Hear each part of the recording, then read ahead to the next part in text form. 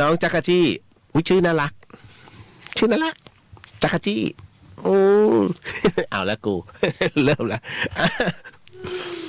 พี่เลียวคะถ้าคนที่เราคบอยู่ตอนนี้มันไม่ใช่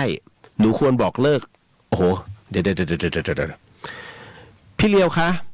ถ้าคนที่เราคบอยู่ตอนนี้มันไม่ใช่หนูควรบอกเลิกเขายังไงให้ซอฟที่สุดแล้วหนูจะบาปไหมคะถ้าต้องเลิก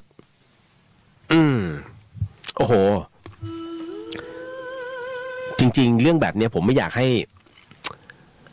คือคุยเล่นๆนะอย่าเอาเป็นจริงเป็นจังนะฮะเพราะเรื่องบางเรื่องอันนี้มันเป็นเรื่องของคนสองคนนะฮะถ้าผมบอกว่าเฮ้ยน้องเลิกเลยเดี๋ยวไอ้แฟนน้องคนนี้มันจะยิงพี่เลียว นะยิงกับผมไม่กลัวนะไม่ถ้าบอกแฟนน้องจะเอาเข็มมาแทงพี่นะตายแล้ว ผมกลัวเข็มมากนะแต่ถ้าสมมุติว่าเราพูดเล่นๆอะไรอย่างเงี้ยนะฮะก็เป็นสิ่งที่น้องไปตัดสินเอาเองคือผมจะบอกว่าชีวิตคู่เนี่ยฮะมันต้องดำเนินไปด้วยกันสองคนนะฮะคนใดคนหนึ่งนะฮะจะเดินโดยคนเดียวเนี่ยมันเหนื่อยจริงๆนะพอมันเหนื่อยเสร็จปุ๊บมันท้อแล้วท้ายที่สุดแล้วมันจะกลายเป็นแล้วแต่มึงแล้วกันอย่างเท่าแล้วแต่มึงแล้วกันประมาณนี้ฮะนะแต่คราวนี้น้องพี่คาดว่าน้องกับเขาเนี่ยคงใช้ชีวิตกันแหละเพียงแต่ว่าคิดว่ามันไปกันไม่ได้อย่างเช่นทัศนะไม่ตรงกันแต่ถ้าตามรูปแบบของการพระพุทธศาสนาก็คือ1ศีลไม่เสมอกันละ2ความชอบไม่เหมือนกัน3ทัศนะไม่เหมือนกันไอ้3แบบเนี่ยแน่นอนที่สุดมันมีอันนึงคือเขาเรียกว่าธาตุของร่างกายเนี่ยไม่เหมือนกันบางคนธาตุทองธาตุดินธาตุไม้นะฮะธาตุน้ำธาตุลมธาตุไฟไม่เหมือนกันนะฮะบางคนขี้ร้อนเป็นธาตุไฟบางคนขี้หนาวธาตุน้ำแต่ไปอยู่ด้วยกันอีกคนนึงเปิดแอร์มัน16 องศาไอ้นี่ก็หนาวทั้งคืนคุณถามว่ามีความสุขไหมไม่มีความสุขฮะแค่นอนยังทุกข์เลยถูกไหมฮะเพราะฉะนั้นเนี่ยมันต้องอยู่ในธาตุที่ใกล้เคียงกันนั่นแหละฮะแต่ถ้าธาตุไฟกับไฟก็อยู่กันไม่ได้พังฮะแต่ธาตุไฟกับไฟประกอบเนี้ยอยู่กันได้คราวนี้เราไม่พูดถึงตรงนั้นถ้าตรงนี้ที่น้องจะบอกนะฮะถ้าสำหรับผมนะมันเป็นเรื่องราวของความเข้าใจของคนซึ่งนะฮะที่มันมีทัศนะต่อกันเป็นความรู้สึกบางคนบอกว่าให้พูดไปเลยก็เหมือนกันนะไงเป็นข่าววันเนี้ยที่เซนจูรี่ที่ไปยิงมีชู้เหรอนี่สรุปแล้วผู้ชายจะเป็นไงฮะถ้าสมมุติว่ามันไม่ลงตัวจริงๆนะฮะคือคุณให้เขาไปแล้วนะฮะแล้วคราวนี้เขาก็ปักใจว่าต้องเป็นคุณนะชีวิตนี้ต้องเป็นคุณแน่ๆแต่ปรากฏว่าคุณบอกมันยังไม่ใช่พี่คุณต้องคิดถึงเขานิดนึงเขาอารมณ์ร้อนไหมคนอารมณ์ร้อนก็ต้องปล่อยเขาไม่ต้องไปบอกแต่ถามว่าจะต้องไปหาหรือว่าคุณมีอีกคนนึงอยู่แล้วหรือเปล่านี่ผมไม่รู้แต่ถ้าเป็นผมนะผมจะไปถือศีล 8จริงนะ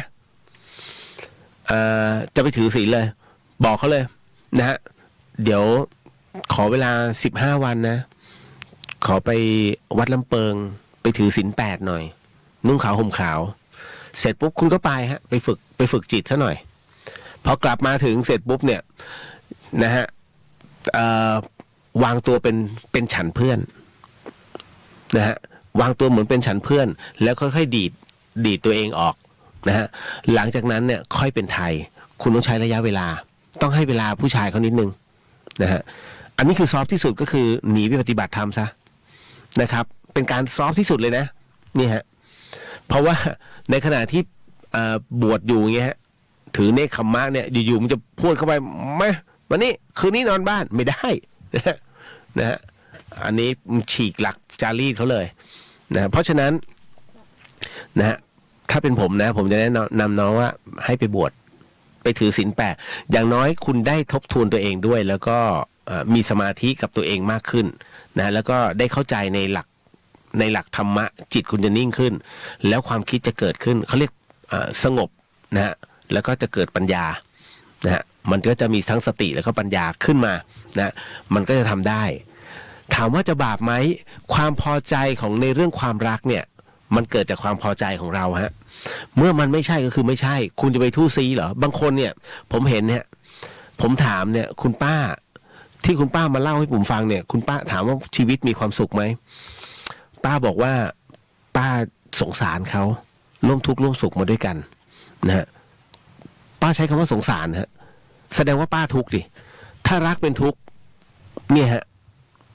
ป้าจะอยู่ตรงนี้จนวันตายเหรอป้าบอกป้ายอมถ้าป้ายอมแสดงว่าเป็นคู่เวรคู่กรรมฮะเขานะฮะคือป้าปล่อยให้เขาอิสระแต่ป้ายอมที่จะเจ็บปวดเพราะเขานั่นคือป้าเป็นคู่เวรคู่กรรมของเขานะฮะเพราะฉะนั้นเนี่ยป้ายอมทุกข์แต่เขาไม่ได้ยอมทุกข์ด้วยนะฮะเพราะฉะนั้นอันเนี้ยคือเราไปทำอะไรไม่เขาไม่ได้แล้วมันเป็นเรื่องราวของความพอใจคุณอย่าไปห้ามนะ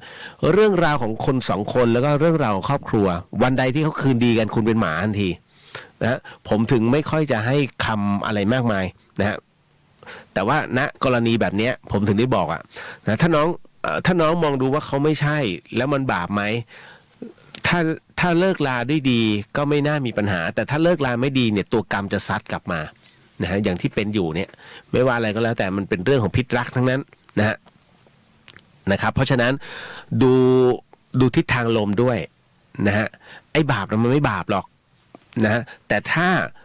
เราจงใจจะต้องแกล้งเขาเนี่ยให้หัวปักหัวปั๊มนะฮะแล้วเขาหัวลาน้ำจนกระทั่งท้ายที่สุดก็เหมือนน้องนั่นน่ะที่ต้องจบชีวิตด้วยตัวเองเนี่ยอันเนี้ยมันจะเป็นตราบาปที่ติดตัวเราไปตลอดชีวิต